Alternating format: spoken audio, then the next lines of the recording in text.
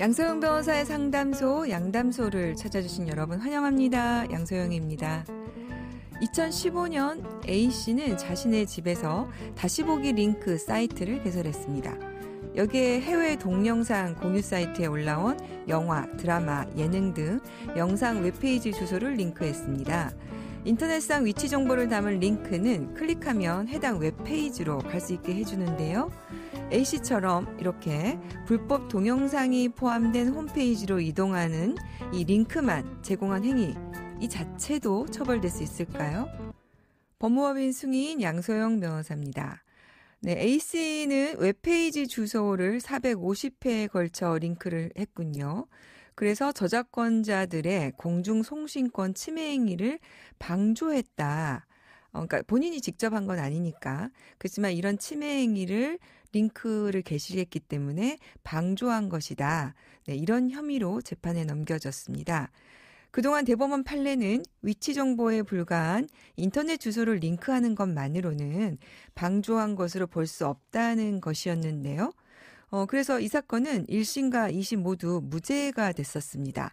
하지만 대법원은 이달 9일 10대 3의 다수 의견으로 링크 행위도 저작권법 위반을 돕는 방조 행위가 될 수 있다. 이렇게 판례를 변경했습니다. 드라마, 영상 등 저작물을 불법으로 업로드하면 사실은 이제 이 자체가 공중송신권을 침해하는 행위이기 때문에 이걸 충분히 인식하면서 그 게시물에 연결되는 링크를 인터넷 사이트에 영리적, 계속적으로 게시를 했다면 이것은 불법이다. 이렇게 판단을 한 겁니다. 다만 인터넷을 이용하는 과정에서 일상적으로 이루어지는 링크 행위에 대해서까지 공중송신권 침해 방조라고 쉽게 인정한다면 인터넷 공간에서 표현의 자유나 일반적인 행동의 자유를 과도하게 위축시킬 우려가 있어서 이것은 바람직하지 않다. 이제 그러니까 결국에는 영리적, 계속적으로 게시하는 행위, 자 이럴 경우에 처벌을 하겠다는 겁니다.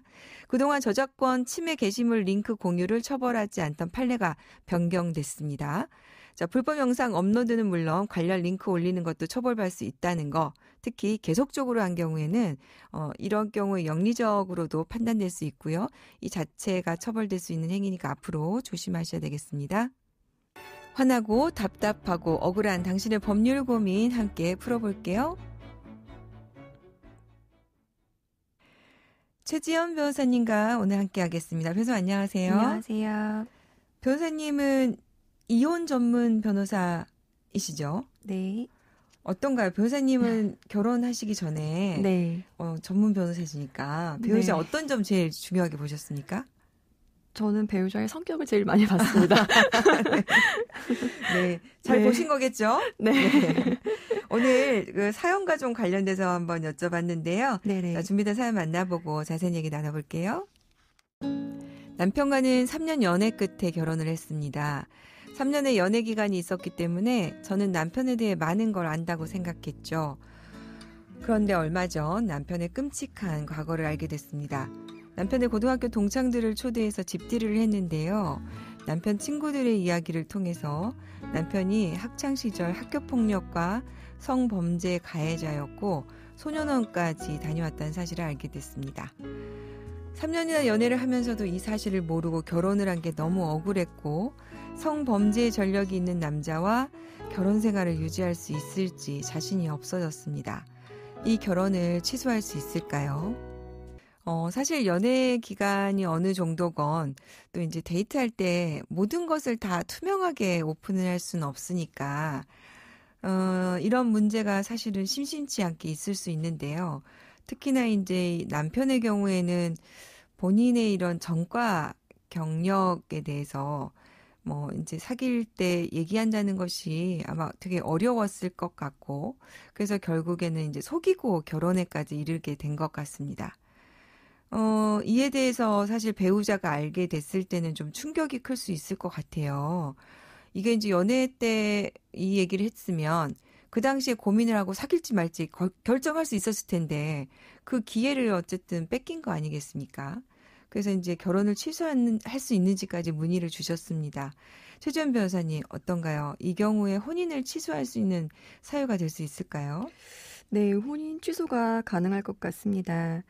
혼인 취소는 당사자 사이에 혼인 신고가 되어 있지만 혼인 성립 과정에 흠이 있을 때 혼인의 효력을 장래에 향해 소멸시키는 것을 말하는데 이 경우에는 혼인 취소가 가능하실 수 있을 것 같습니다. 그러니까 이제 결혼을 결정하게 된 것에 대해서 내가 그걸 모르고 결정을 했으니까 혼인 성립 과정에 흠이 있다. 이렇게 이제 볼 수 있다는 거네요. 네, 맞습니다. 지금 민법에 혼인 취소 사유가 정해져 있는데 어떤 것들이 있습니까? 민법 816조에서 정하는 혼인 취소 사유에는 혼인 연령을 위반했다든지 근친혼, 중혼, 혼인 당시 당사자 일방의 부부 생활을 계속할 수 없는 악질 기타 중대의 사유가 있거나 사기나 강박으로 인해서 혼인의 의사를 표시한 경우 등이 정해져 있습니다. 그러면 이제 우리 사연의 경우에는 어디에 해당할까요? 지금 이 사연자 분의 경우에는 사기로 인해서 혼인의 의사를 표시한 경우에 해당할 수 있어서 혼인 취소 사유에 충분히 해당하실 수 있습니다. 네, 좀 자세하게 설명 좀 해주시겠어요? 네, 혼인 일방 당사자 또는 제3자가 거짓말을 하거나 진실을 제대로 말하지 않고 숨기거나 침묵한 경우도 혼인 사기에 포함되기 때문에 네. 사연자분의 경우 남편이 자신의 범죄 전력에 대해서 미리 고지하지 않은 부분도 혼인 취소 사유 중에 사기에 해당할 수가 있습니다. 그래서 대법원은 사기로 인해서 혼인이 취소되기 위해서는 사기로 인하여 생긴 착오가 일반적으로 사회생활 관계에 비춰볼 때 혼인 생활에 미치는 영향이 크고 당사자가 만약 그러한 사실을 알았더라면 혼인하지 않았을 것이라고 인정되는 경우여야 한다는 태도입니다. 네. 그러니까 뭐 이제 조그만 거나 뭐 대단치 않은 것을 속이는 것을 전부 다 혼인 취소 사유로 볼 수는 없지만 대법원이 지금 얘기하고 있는 것처럼 일반적으로 생각을 해봤을 때도 이거는 혼인 생활에 미치는 영향이 굉장히 크고 또 이걸 알았다면 결혼하지 않았을 것이다. 자, 이렇게 정도는 인정이 돼야 된다는군요. 네, 맞습니다. 그럼 이제 우리 사연으로 돌아보면은요. 전과 기록은 변호사님 사실은 이제 알 수가 없잖아요. 소년원 송치 기록도 전과 기록에 남지 않아서 직접 얘기하지 않으면 알 길이 없다면서요? 네, 맞습니다. 미성년자가 범죄를 저지르면 소년법상 별도로 규정된 처분을 받는데 소년 보호 처분에는 감호 위탁, 수강 명령, 사회봉사 명령, 보호 관찰 등이 있는데 그중에서 가장 중한 처분이 소년원 송치입니다. 네. 그래서 뭐 성폭력 범죄나 강도처럼 죄질이 아주 나쁘고 또 재범 가능성이 높을 때 소년원 송치 처분이 내려지는데요.